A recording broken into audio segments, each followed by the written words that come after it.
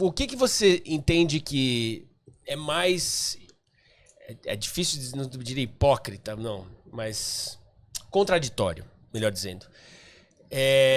Dessas questões que a religião coloca apontando o dedo para Umbanda, para Candomblé, como rituais que usam restos mortais, etc e tal, como macumba, né? Mas que a Igreja Católica e outras você diz assim, então, tem. Quais são esses rituais? Então, isso daí começou... Esses conhecimentos foi na formação da Igreja Católica, né? Na Guerra dos Templários, onde os Templários eles destruíam templos pagãos, das bruxas, dos monges que não concordavam com a Igreja Católica. Os Templários iam lá, derrubavam e construíam uma igreja. E as bruxas eram queimadas na fogueira. Só que queimavam as bruxas, não os livros delas. Então, existe uma conspiração por trás disso tudo e é muito real, porque bate muito com as histórias. Então, a Igreja Católica detém muito conhecimento do paganismo, da necromancia, das ritualísticas, das invocações. Então, tem toda uma conspiração por trás disso, que isso começou a ter uma prática constante lá atrás. Só que da mesma forma que houve o desdobramento do protestante, também houve o desdobramento da Igreja Católica. Tanto que hoje a gente tem até a brasileira, por exemplo. Então, saindo de Roma, vindo para cá, pode ser que se perdeu. Mas não tanto.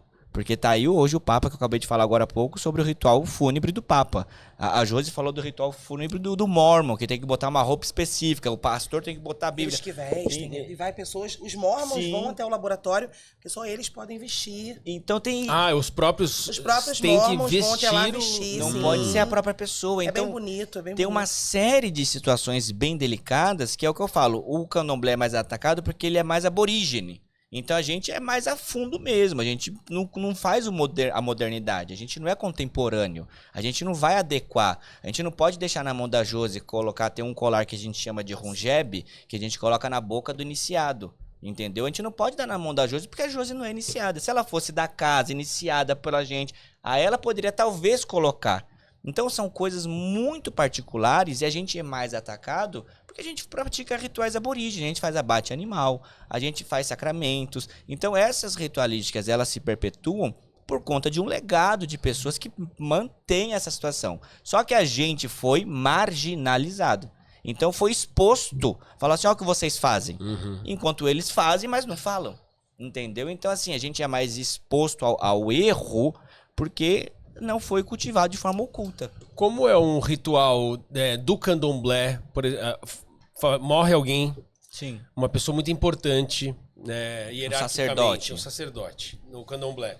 Como que é esse ritual e em que momento vocês, tendo uma tanatopraxista, por exemplo, como a Josi, existe essa ligação, esse contato, esse pedido de como fazer, até que ponto ela pode ir ou não pode como profissional? Só antes de responder, só posso falar uma Sim, coisa? claro. Quando eu recebo um óbito espírita do candomblé, né, até da Umbanda, eu explico, né, quando eu tenho contato com a família, eu explico como é feito o procedimento. O procedimento de tanatopraxia é um procedimento invasivo, onde a gente substitui o sangue sim, por um fluido arterial. E alguns falam pra mim assim, muito obrigada, gente não pode. Né? Então eu faço o quê? Eu faço só a higienização. Tanto que eu tive o caso da mãe de santo, né? Que todo mundo sempre pede onde eu vou. Conta da mãe de santo. Isso daí. Né? Que foi uma coisa assim, quando chegaram lá na clínica, eles me abordaram bem nervosos, porque ele disse, ó, falaram pra gente que trouxeram ela pra cá pra você tirar o sangue dela. E se você tirou o sangue dela, você vai responder isso pra gente. Não, falar pra você isso? Com relação à mãe de santo, foi o momento que eles batem no portão e eles falam pra mim isso. Eu falei, calma, que eu sou um bandista, eu entendo um pouco da religião, eu não fiz isso, eu só higienizei. E aí a gente dá a opção pra família, olha, a gente pode higienizar. Sim. Que aí a gente dá o banhão, lava o cabelinho, né? Tira um pouco daquele extravasamento se tiver de líquidos. E aí aí fica por conta realmente do pessoal. O candomblé, geralmente, eles não deixam a gente fazer muita coisa, não. Somente vestir a roupa e depois a gente entrega realmente pra vocês. Por via de regra, tem foi feito um pacto, né, pelo Itã, que a gente acredita em Itã. Na criação da raça, o Batalá junto com o Nanã. Nanã moldou a gente do barro. E ela não conseguia, e o Batalá não estava conseguindo dar vida. Ele moldou na água, não formou vida. Moldou do fogo, não deu vida. Nanã ofereceu o barro para ser moldado a gente. Então, resumindo, bem resumidamente, é assim: o acordo entre os dois. Nanã deu o barro e o Batalá deu o sopro da vida. Então, o acordo entre os dois é o seguinte: a partir do momento que o Batalá tira o sopro da vida, o corpo deve ser intactamente entregue a Nanã, à terra novamente. Por isso que a gente não crema, a gente não pode, por via de regra, a gente não pode nem doar sangue. Se for de uma forma bem radical mesmo, a gente não pode fazer tatuagem. As nossas tatuagens são as nossas incisões. E teria que ser enterrado nu ou não? Não. Pode entregar com a roupa adequada para o ritual. Mas morreu um sacerdote, né? Fez o procedimento fúnebre. No caso, para a ala dela, tem que ter um acompanhante. Porque qualquer deslize de corte ou retirada pode prejudicar o ritual do axixê, que a gente chama ritual do axixê, que é o encaminhamento do espírito, do desprendimento da alma do corpo. Entendeu? Então, até o momento do axixê se concluir, o corpo tem que estar exatamente como está, porque a gente vai voltar, devolver ele para a terra da mesma forma que ele veio. A gente só pegou emprestado.